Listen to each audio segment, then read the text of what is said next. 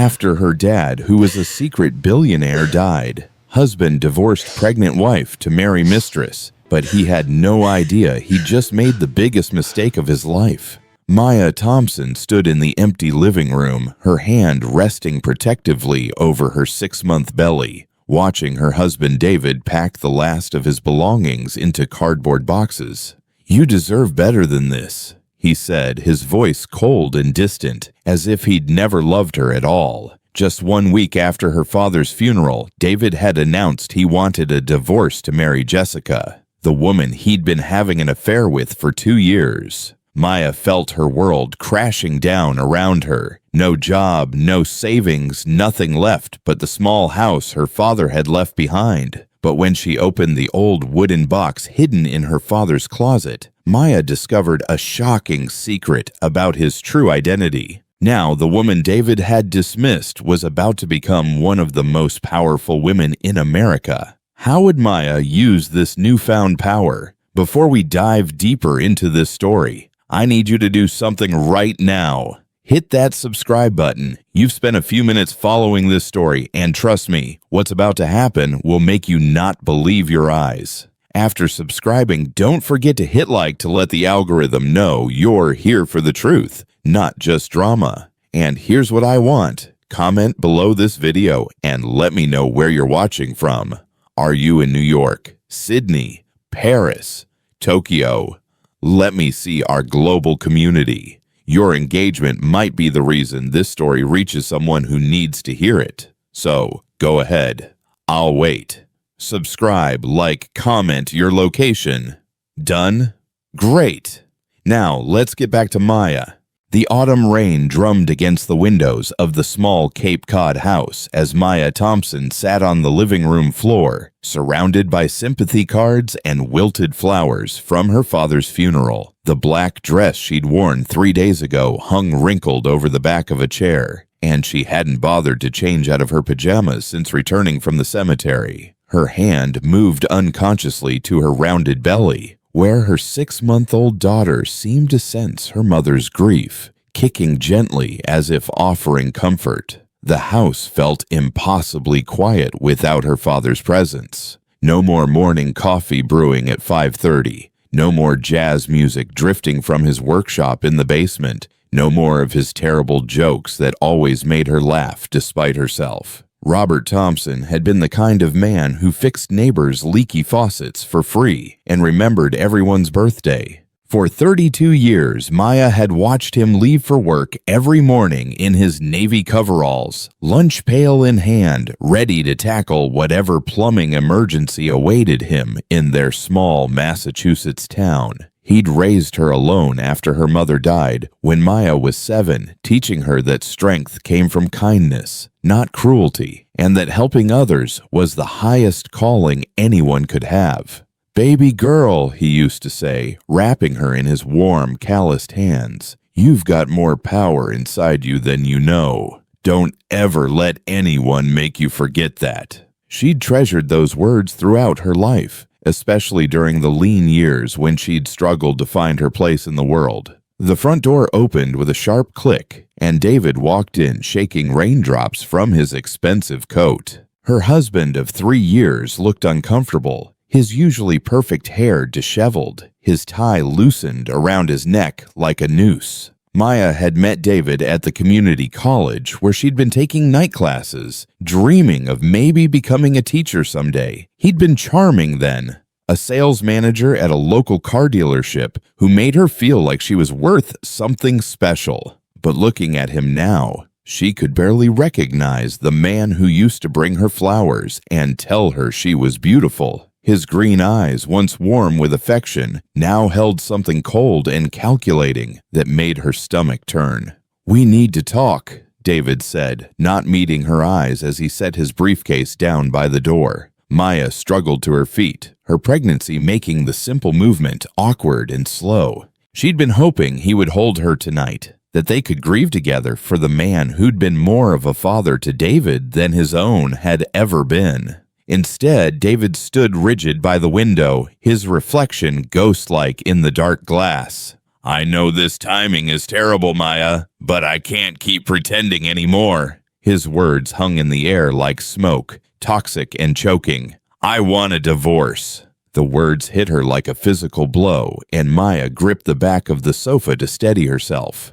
"What are you talking about?" she whispered, though some part of her had seen this coming in the way he'd been distant lately, coming home late with excuses that never quite made sense. David finally turned to face her, and she saw something she'd never seen before in his expression, pity mixed with impatience, as if she were a problem he needed to solve. "I've been seeing someone else, Maya. Jessica from the dealership.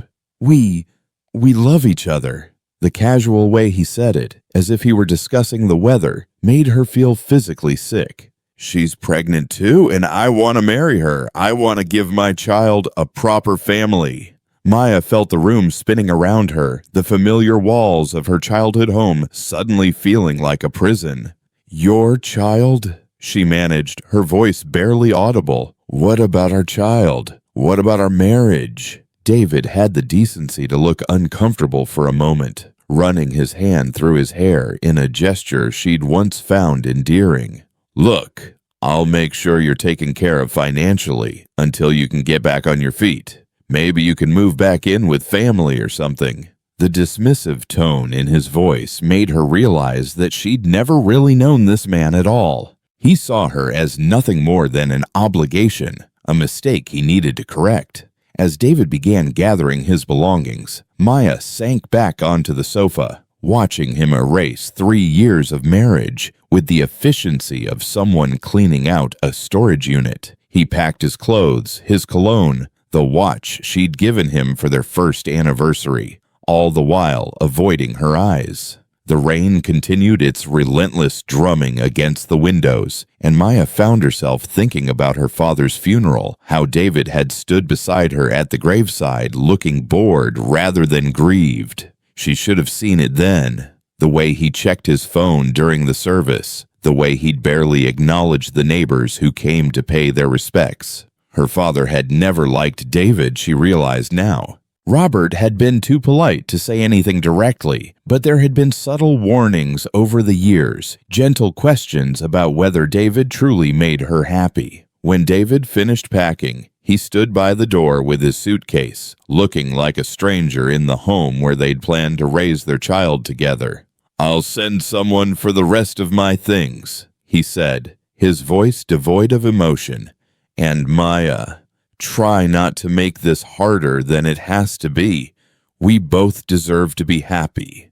The audacity of that statement, that he somehow deserved happiness while destroying hers, left her speechless. She watched him walk out into the rain, his taillights disappearing into the darkness, and felt more alone than she ever had in her life.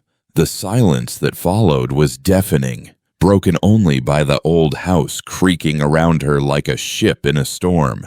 Maya woke the next morning feeling hollow, her body aching from sleeping on the sofa. Sunlight filtered through the curtains, casting long shadows across the hardwood floors her father had installed with his own hands 20 years ago. The house felt different without David's presence. Not emptier, exactly, but quieter in a way that allowed her to hear things she'd forgotten. The grandfather clock in the hallway that her father had rescued from an estate sale, the gentle hum of the refrigerator covered in his crossword puzzles, the soft settling sounds of a home filled with decades of memories. She made herself a cup of tea and wandered through rooms that suddenly felt both foreign and familiar, as if she were seeing them clearly for the first time. In her father's bedroom, everything remained exactly as he'd left it. His reading glasses sat folded on the nightstand beside a mystery novel bookmarked halfway through. His work boots stood neatly by the closet, still carrying traces of the construction sites where he'd spent his final days.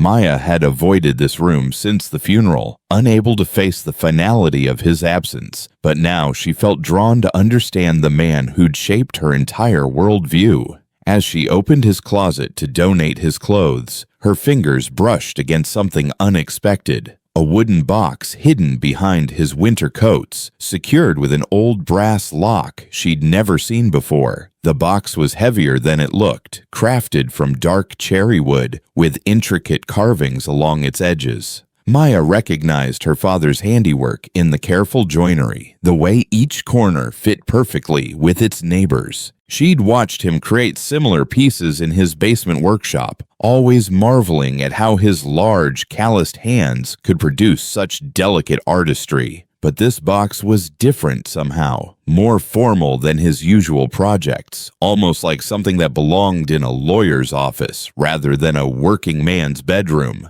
When she tried the lid, it refused to budge, the lock holding firm against her gentle pressure. Searching through his dresser drawers, Maya found herself smiling at the organized chaos that had been her father's system: rubber bands sorted by size, receipts filed by date, and in the back corner of his sock drawer, wrapped in a soft cloth, a small brass key. Her heart raced as she realized it might fit the mysterious box. And when she tried it, the lock opened with a satisfying click that seemed to echo through the quiet house. Inside, she discovered documents that made no sense at first glance. Legal papers with official seals, financial statements from banks she'd never heard of, and photographs of her father in expensive suits standing beside buildings she didn't recognize. The papers told an impossible story.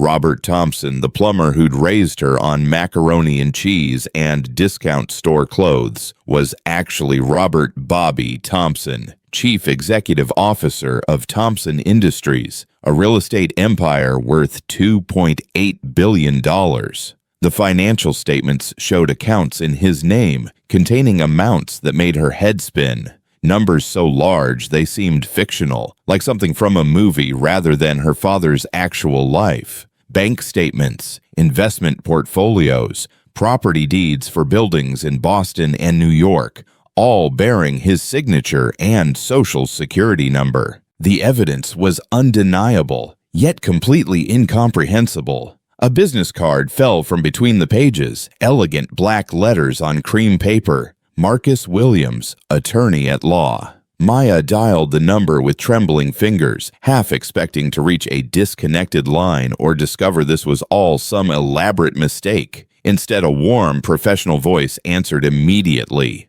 "Ms. Thompson," Marcus said after she introduced herself, his tone shifting to something gentler, more personal. "I have been expecting your call. I'm so sorry for your loss. Your father was an extraordinary man." The way he spoke suggested a relationship that went far beyond simple legal representation.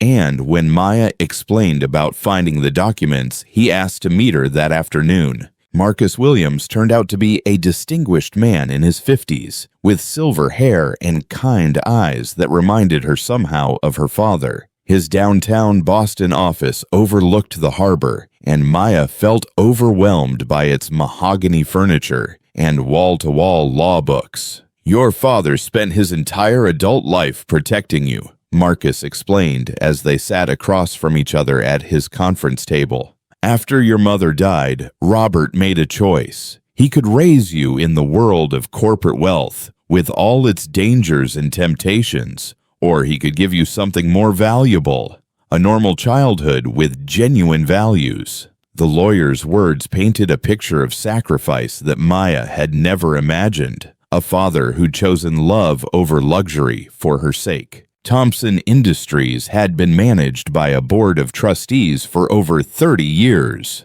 Marcus continued, with Robert making major decisions from a distance while living his chosen life as a working-class single father. He wanted you to learn the value of hard work, compassion, and integrity before you inherited the responsibility that comes with this kind of wealth, Marcus said, sliding additional documents across the table. "Everything belongs to you now, Maya.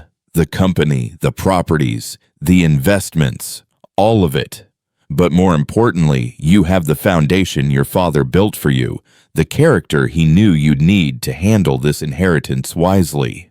2 weeks after meeting Marcus Williams, Maya stood in the elevator ascending to the 42nd floor of Thompson Tower, her reflection multiplying infinitely in the polished steel doors. The penthouse apartment her father had owned but never lived in sprawled across 3,000 square feet of pristine marble and floor-to-ceiling windows overlooking Boston Harbor. Everything gleamed with expensive simplicity. Italian leather furniture, original artwork, a kitchen that looked like it belonged in a luxury hotel.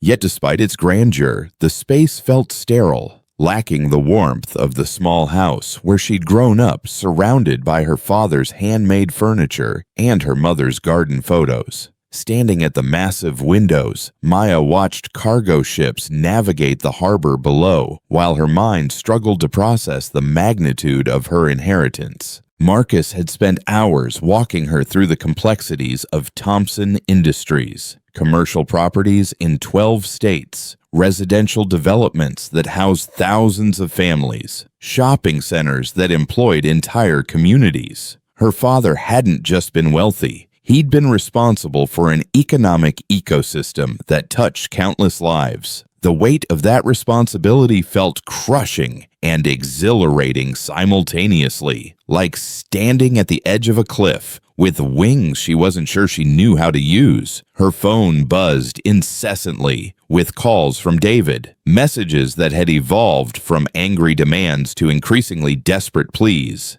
She'd stopped reading them after the third voicemail, where he claimed their marriage could be worked out now that circumstances had changed. The man who'd abandoned her when she had nothing now wanted to reconcile because she had everything. Maya deleted each message without listening, finding a strange satisfaction in the power of silence. She'd learned something valuable from watching her father over the years. That true strength came not from reaction, but from deliberate action, not from proving your worth to those who'd already judged you worthless. Marcus introduced her to Eleanor Chen, Thompson Industries' chief operating officer, a brilliant woman who'd been quietly running day-to-day operations for the past decade. Eleanor's corner office reflected a different kind of success. Family photos mixed with business awards, children's drawings taped beside architectural blueprints, a space that somehow managed to be both professional and personal. "Your father called you his greatest investment," Eleanor said during their first meeting, her voice carrying the weight of years spent admiring Robert Thompson from afar. "He used to say that building wealth was pointless unless you built character alongside it." The pregnancy complicated everything, adding urgency to decisions that would normally take months to consider. Maya found herself researching prenatal care in Boston, interviewing potential doctors, preparing for single motherhood while simultaneously learning to navigate board meetings and financial projections. Sleep became elusive as her mind raced between practical concerns. Finding the best pediatrician, choosing between private schools she could now afford, and larger philosophical questions about the kind of mother she wanted to be. Would she raise her daughter with the same humble values her father had instilled, or would wealth inevitably create distance between them? During sleepless nights in the penthouse, Maya began sketching ideas for something that had been forming in her mind since that first devastating conversation with David. Thompson Industries had the resources to do more than just generate profit. It could address problems that affected women like herself, women who'd been abandoned and left to struggle alone. She envisioned programs that provided housing assistance for single mothers, job training for women re-entering the workforce, child care services for those trying to balance career advancement with parenting responsibilities. The foundation would be more than charity. It would be a systematic approach to dismantling the barriers that kept vulnerable women trapped in cycles of poverty and dependence. Eleanor embraced the concept immediately, bringing decades of business experience to Maya's passionate vision.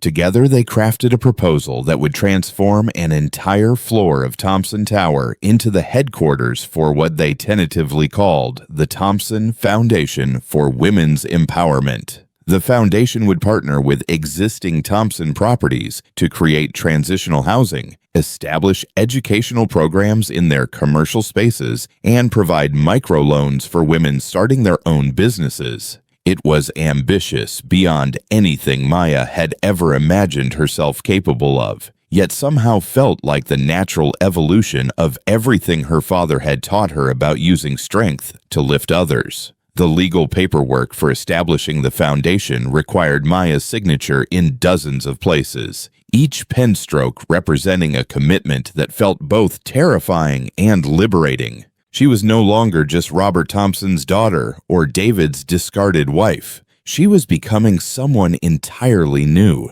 someone with the power to reshape lives on a scale she'd never dreamed possible. As she signed the final document, Maya felt something shift inside her, a growing confidence that had nothing to do with her bank balance and everything to do with finally understanding her own capabilities. That evening, alone in the penthouse as city lights began twinkling to life across the harbor, Maya placed her hand on her growing belly and whispered a promise to her unborn daughter. This child would grow up knowing her own worth, understanding that power was meant to be shared rather than hoarded, learning that the greatest inheritance wasn't money, but the courage to stand up for those who couldn't stand up for themselves. Maya chose the Fairmont Copley Plaza for their meeting, a hotel that spoke of old money and established power. The ornate lobby with its marble columns and crystal chandeliers represented everything David had always aspired to, but never quite achieved. She arrived precisely on time, wearing a charcoal gray dress that accommodated her growing belly while projecting quiet authority. The maitre d' recognized her name immediately and escorted her to a corner table overlooking the public garden, where golden autumn leaves danced in the afternoon breeze. Maya ordered sparkling water with lime and waited, her hands folded calmly in her lap, feeling remarkably composed for someone about to face her husband's mistress. David arrived first, looking haggard in a way that suggested sleepless nights and mounting anxiety. His usually immaculate appearance showed signs of strain: wrinkled shirt collar, scuffed shoes, hair that hadn't seen a proper cut in weeks. He slid into the chair across from her with nervous energy, his eyes darting around the expensive restaurant as if calculating the cost of each crystal glass and linen napkin. "Maya, thank God you agreed to see me," he began, reaching across the table toward her hand before thinking better of it. "I've been trying to reach you for weeks. We need to talk about this whole misunderstanding." The way he said misunderstanding made it sound like their divorce was simply a miscommunication rather than his deliberate choice to abandon his pregnant wife. Jessica appeared moments later, her presence immediately commanding attention in the way that confident women often do. She was younger than Maya by several years, with perfectly styled blonde hair and designer clothes that suggested someone accustomed to being desired rather than dismissed. But there was something brittle about her confidence, a hardness around her eyes that spoke of someone who'd learned to take what she wanted, regardless of who got hurt in the process. She slid into the seat beside David with possessive familiarity, her hand immediately finding his arm in a gesture that was clearly meant as territorial marking rather than affection. "So, you're the famous Maya," Jessica said, her voice carrying a honeyed sweetness that didn't quite mask its underlying venom. "David's told me so much about you. I have to say, you're handling all of this much better than I expected. Most women in your situation would be, well, less graceful about these kinds of changes." The condescending tone was carefully calculated to provoke a reaction, but Maya had spent the past month learning to wield silence as a weapon. She simply smiled politely and sipped her sparkling water, allowing the uncomfortable pause to stretch until Jessica's confidence began to waver slightly. David cleared his throat nervously and launched into what was clearly a rehearsed speech about second chances and blended families. "Look, Maya, I know I handled things badly before. I was confused, overwhelmed by everything that was happening. But now that we all know about your situation, your inheritance, maybe we can work something out. Think about what's best for the baby." His words tumbled over each other in his eagerness to convince her, and Maya found herself studying him with the detached curiosity of someone observing an entirely different species. This was the man she'd loved enough to marry, yet sitting here now, she couldn't remember what she'd ever seen in him.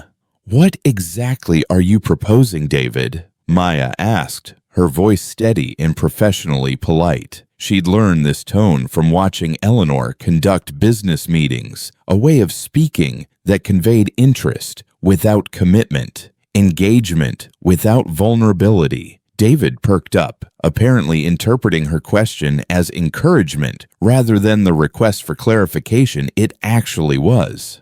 "Well, obviously the divorce was premature. We could annul the paperwork, start fresh.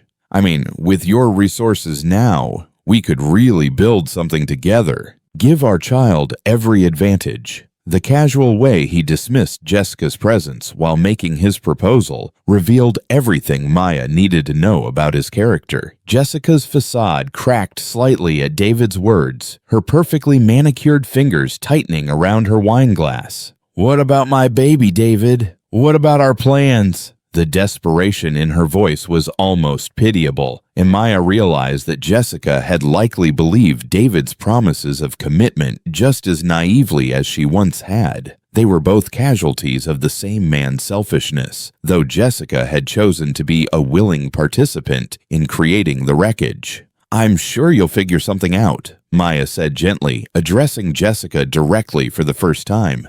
"You seem like a very resourceful woman." Rising from her chair with deliberate grace, Maya placed her napkin beside her untouched bread plate and looked down at both of them with something that might have been pity. "David, our marriage ended the moment you chose to betray it. No amount of money changes what you did or who you've shown yourself to be. Our child will be provided for through appropriate legal channels, but they'll be raised by someone who understands the difference between love and transaction." She paused, letting her words sink in before delivering her final statement. "I'm establishing a foundation to help women rebuild their lives after experiencing exactly what you put me through. Perhaps Jessica might find their services useful in the future." The silence that followed was deafening, broken only by the gentle clink of silverware and the murmur of other diners' conversations. Maya walked away without looking back, her heels clicking confidently against the marble floor as she made her way to the elevator. In the reflection of the brass doors, she caught a glimpse of herself and barely recognized the woman staring back, poised, powerful, completely in control of her own destiny. The broken, abandoned wife had been left behind in that restaurant, replaced by someone who finally understood her own worth. 6 months after that confrontational lunch, Maya cradled her newborn daughter in the maternity suite at Massachusetts General Hospital, marveling at Emma's perfect tiny fingers and the way her dark eyes seemed to take in everything with quiet intelligence. The private room overlooked the Charles River, where early morning joggers traced paths along the water's edge, and Maya felt an overwhelming sense of possibility as she watched her daughter sleep. Eleanor had arrived with flowers and practical gifts, receiving blankets that actually stayed soft after washing, bottles that didn't leak, the kind of thoughtful presence that came from someone who understood the reality of new motherhood rather than its Instagram-perfect image. The Thompson Foundation had officially launched 3 weeks before Emma's birth, occupying an entire floor of Thompson Tower with offices that buzzed with purposeful energy. Maya had insisted on an open-plan design that encouraged collaboration, with comfortable seating areas where clients could feel welcomed rather than intimidated. The walls displayed artwork created by women in their programs, paintings by single mothers who'd discovered hidden talents while rebuilding their lives, photographs taken by teenagers aging out of foster care, sculptures crafted in art therapy sessions. Every piece told a story of resilience, and Maya never walked through those halls without feeling humbled by the courage of the women they served. Within its first month of operation, the foundation had assisted 47 women with emergency housing, enrolled 23 in job training programs, and provided childcare support for dozens of mothers pursuing education or employment. Maya insisted on being involved in every aspect of the work, conducting interviews with potential clients, reviewing program applications, even helping to paint the children's playroom during her 8th month of pregnancy. Eleanor had worried about her working so close to her due date, but Maya found that the foundation's work energized rather than exhausted her, as if she'd finally found the purpose her father had always insisted she possessed. The media attention came gradually, then all at once. Boston Magazine featured the foundation in their cover story about innovative philanthropy, praising its comprehensive approach to addressing systemic inequality. Local television stations ran segments about their job training programs, interviewing graduates who'd transitioned from welfare to meaningful careers in everything from healthcare administration to small business ownership. Maya discovered she had a natural talent for public speaking, finding that her personal experience with abandonment and financial vulnerability gave her credibility that no amount of inherited wealth could provide. The call from Fortune magazine came on a Tuesday morning while Maya was nursing Emma and reviewing applications for their expanded housing program. The editor explained that Maya had been selected as one of their 40 under 40 rising leaders in philanthropy, with a possibility of being named their Philanthropist of the Year if the foundation's growth continued at its current pace. The recognition felt surreal. Just 2 years earlier, she'd been taking night classes at community college, dreaming of maybe becoming an elementary school teacher. Now she was being compared to established foundation leaders who'd been doing this work for decades. Eleanor organized a celebration at the foundation offices, inviting staff members and their families along with several program graduates who'd become informal ambassadors for their services. Maya watched as children played in the corner while their mothers discussed career plans with program coordinators, and she felt overwhelmed by how naturally this community had formed around their shared mission. These weren't just statistics in annual reports. They were real women with real dreams who'd been given a second chance to build the lives they deserved. The speaking engagement requests multiplied faster than Maya could accept them. Harvard Business School invited her to address their social entrepreneurship program. The United Way asked her to keynote their national conference. TED reached out about a talk on innovative approaches to breaking cycles of poverty. Each opportunity felt like a platform to amplify the voices of women who'd rarely been heard by people with the power to create change. Maya accepted selectively, always bringing program graduates with her to share their stories firsthand rather than speaking for them. Emma thrived in the foundation's family-friendly environment, sleeping peacefully in a crib beside Maya's desk while important meetings took place around her. Staff members took turns holding her during their lunch breaks, and more than once, Maya found her daughter being entertained by a group of teenagers in their youth mentorship program who treated her like a beloved little sister. This wasn't the childhood Maya had planned for her daughter, but watching Emma grow up surrounded by strong women pursuing their dreams felt like its own kind of gift. The foundation's success attracted attention from other philanthropic organizations seeking partnerships, corporate sponsors wanting to support their programs, and government agencies interested in replicating their model. Maya found herself navigating complex negotiations while simultaneously managing the day-to-day operations of an organization that had grown from an idea to a movement in less than a year. The woman who'd once felt powerless in her own marriage now commanded conference rooms full of executives and politicians, all seeking her insight on issues she'd lived through rather than simply studied. The therapy office on Beacon Hill, felt like a sanctuary with its warm lighting and comfortable chairs positioned to encourage conversation rather than interrogation. Dr. Sarah Martinez had been recommended by Eleanor, who'd quietly suggested that even the strongest leaders needed support in processing major life changes. Maya had initially resisted the idea, feeling that seeking therapy might somehow diminish the strength she'd worked so hard to cultivate. But watching Emma sleep peacefully in her carrier while Maya sat across from Dr. Martinez, she realized that true strength meant acknowledging when you needed help rather than pretending you had everything figured out. "Tell me about the anger," Dr. Martinez said during their third session, her voice gentle but direct. Maya had been discussing her father's death, how his absence still felt raw despite the months that had passed. "I don't think I'm angry," Maya replied automatically, then paused as she considered the question more deeply.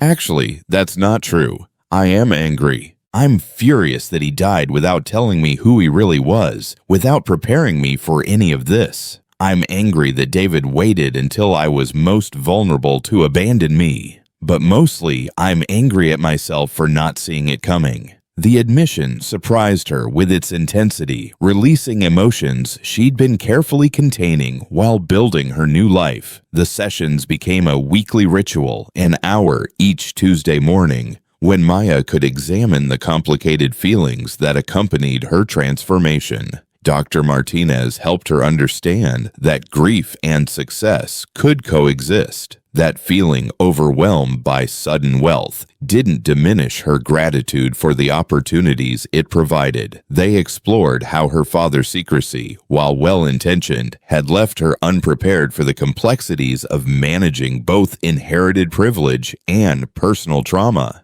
"He wanted to protect you, Doctor," Martinez observed. But protection can sometimes become another form of control, even when it comes from love. Emma's presence during these sessions added unexpected depth to their conversations. Watching her daughter's complete trust and dependence forced Maya to confront her own fears about parenthood and power. How do you raise a child with unlimited resources to still understand the value of empathy? How do you teach someone born into privilege to fight for those without it? Dr. Martinez suggested that Maya's own experience of loss and rebuilding might be the greatest gift she could give her daughter, not just financial security, but the knowledge that resilience was possible, even in the face of devastating betrayal. The forgiveness conversation came during a particularly difficult session when Maya had been describing recurring dreams about her father. In these dreams, he was still alive but somehow unreachable, speaking to her from behind glass walls she couldn't break through. "Forgiveness isn't about excusing what people did to you," Dr. Martinez explained. "It's about releasing the power their actions have over your present. Your father kept secrets, David betrayed your trust, but neither of those truths has to define who you become." The distinction felt revolutionary to Maya, who'd been carrying both grief and anger like heavy stones in her chest. Learning to forgive didn't happen overnight, but gradually Maya began to understand that holding on to resentment was like drinking poison and expecting someone else to suffer. She started writing letters she never intended to send to her father, thanking him for his sacrifices while expressing her frustration with his secrecy. To David, acknowledging that their marriage's failure wasn't entirely his fault, even if his handling of it had been cruel. These exercises helped her separate her emotional responses from the factual reality of what had happened, creating space for healing that she hadn't known she needed. The breakthrough came during a session when Emma was particularly fussy, refusing to settle despite Maya's best efforts. Dr. Martinez watched quietly as Maya struggled to comfort her daughter. I'm sorry. Then offered an observation that shifted everything. "You're trying to be perfect for her, but what if what she needs isn't perfection? What if she needs to see that it's okay to be uncertain, to make mistakes, to ask for help?" The words hit Maya like lightning. illuminating how her drive to be the perfect foundation director, the perfect mother, the perfect version of herself was actually preventing her from being authentically present in any of those roles. As autumn turned to winter, Maya found herself looking forward to these Tuesday morning conversations with an anticipation that surprised her. Dr. Martinez had become more than a therapist. She was a guide helping Maya navigate territory that had no map.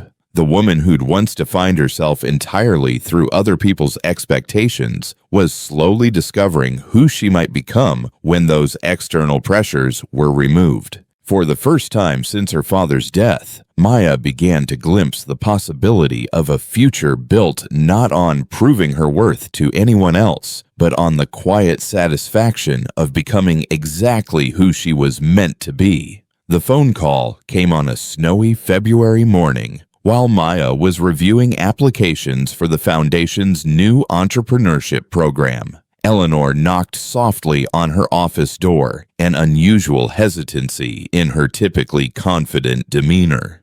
"Maya, I have some news you should probably hear directly from me rather than through other channels," Eleanor said, settling into the chair across from Maya's desk.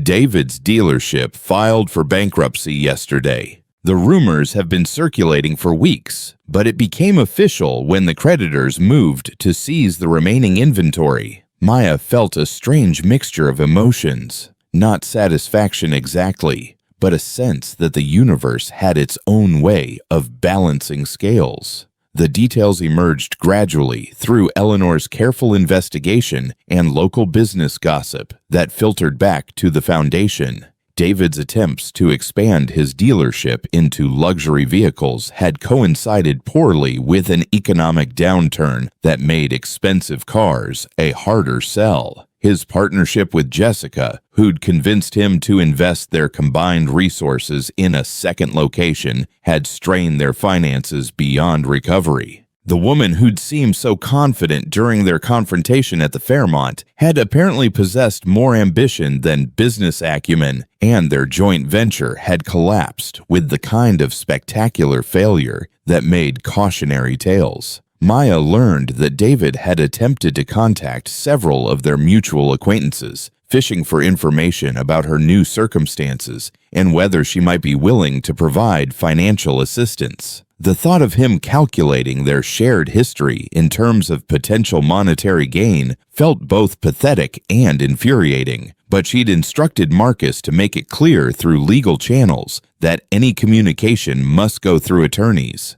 She had no desire to gloat over his misfortune, but she also had no obligation to rescue someone who'd abandoned her when she needed help most. The irony wasn't lost on her that David's attempts to trade up from their marriage had resulted in his losing everything he'd thought he valued. Jessica, according to Eleanor's sources, had moved back to her parents' home in Connecticut when the financial situation became untenable, taking her young son and leaving David to face the bankruptcy proceedings alone. Maya found herself feeling genuinely sorry for the child caught in the middle of adult decisions and made a mental note to consider whether the Foundation might develop programs for children affected by family financial crises. When David's formal request for a meeting arrived through Marcus, Maya spent several days considering whether to respond. Dr. Martinez had encouraged her to trust her instincts about what felt healthy versus what felt obligatory, and ultimately Maya decided that closure required facing this final conversation rather than avoiding it. She agreed to meet at Marcus's office, a neutral location that would prevent the encounter from becoming too personal, while ensuring she had professional support if emotions became overwhelming. David appeared dramatically changed from the confident man who'd left their marriage. 18 months earlier, his expensive clothes had been replaced with off-the-rack alternatives. His usual swagger diminished to nervous energy, his entire presence carrying the defeated quality of someone who'd discovered that charm couldn't substitute for character indefinitely. He sat uncomfortably in the leather chair across from Maya and Marcus, his hands fidgeting with a folder containing what appeared to be financial documents and legal papers. "I want to thank you for agreeing to see me," David began, his voice lacking the manipulative confidence that had characterized their previous meeting. "I know I don't deserve your time or consideration after everything I put you through." Maya remained silent, having learned the power of letting people fill uncomfortable pauses with truth they might not have intended to reveal. David continued, explaining that he'd come to understand how completely he'd misjudged both her character and his own prospects, how Jessica's apparent sophistication had masked an impulsiveness that matched his own. "I'm not here to ask for money," David said, though the careful way he watched Maya's face suggested otherwise. "I just wanted to tell you that I see now what I threw away. You were building something real with your life, and I was too caught up in appearances to recognize that." Marcus shifted slightly in his chair, a subtle signal that he was monitoring the conversation for any attempts at emotional manipulation. Maya appreciated his protective presence, but found that she felt remarkably detached from David's words, as if he were discussing someone else's marriage entirely. When David finished speaking, Maya took a long moment before responding. "I hope you find a way to rebuild your life in a manner that brings you genuine satisfaction rather than just the appearance of success," she said finally. "Our daughter will always be provided for through appropriate legal arrangements, but beyond that, we have no relationship to maintain or repair."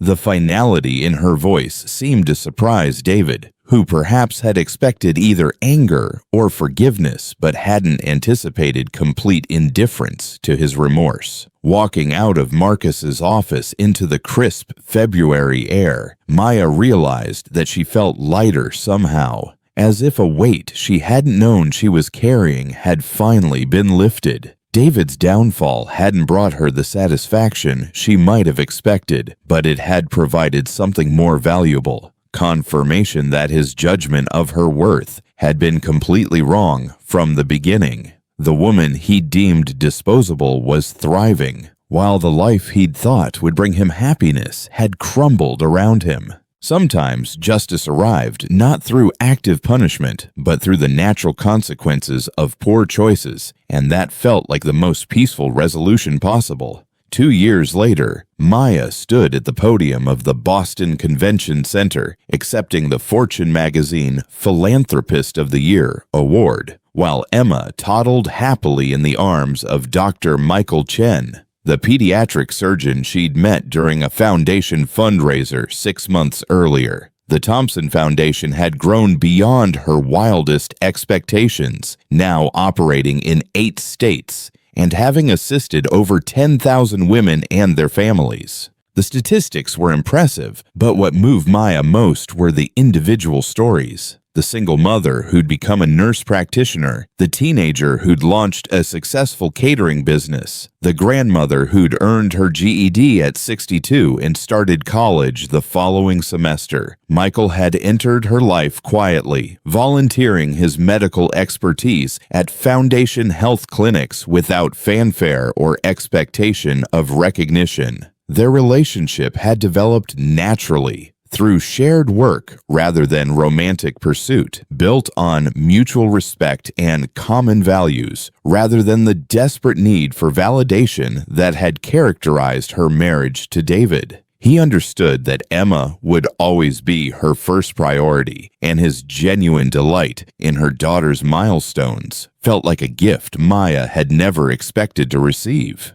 When he'd proposed 3 months earlier, it was during a foundation board meeting where Emma had fallen asleep across both their laps, and Maya had said yes because she could envision a future where love supported rather than diminished her independence. The wedding took place in the small garden behind her father's house, which Maya had kept as a retreat from the demands of city life. Emma served as flower girl, scattering petals with the serious concentration of a 2-year-old given an important job.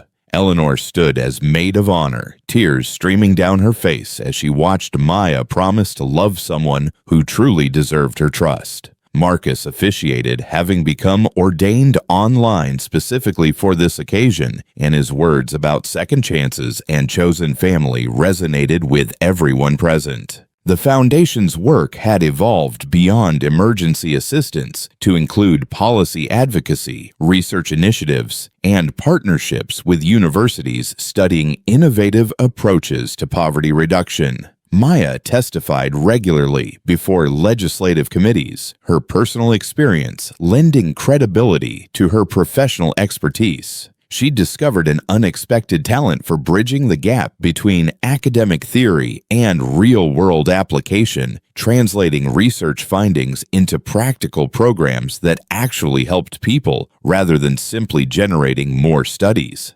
Emma was thriving in an environment where strong women were the norm rather than the exception. She spent her days surrounded by Foundation staff who treated her like a beloved mascot. Program participants who saw her as proof that single mothers could build extraordinary lives, and Michael's gentle presence that taught her what healthy masculinity looked like. Maya watched her daughter's fearless curiosity about the world and felt confident that Emma would grow up believing in her own unlimited potential. Standing in the Foundation's headquarters on a quiet Sunday afternoon, Maya held her daughter while they watched snow fall over Boston Harbor. Emma pointed excitedly at the lights twinkling across the city, chattering in the mixed language of toddlerhood about everything she could see. Maya thought about her father, wondering if he could have imagined that his careful planning would lead to this moment.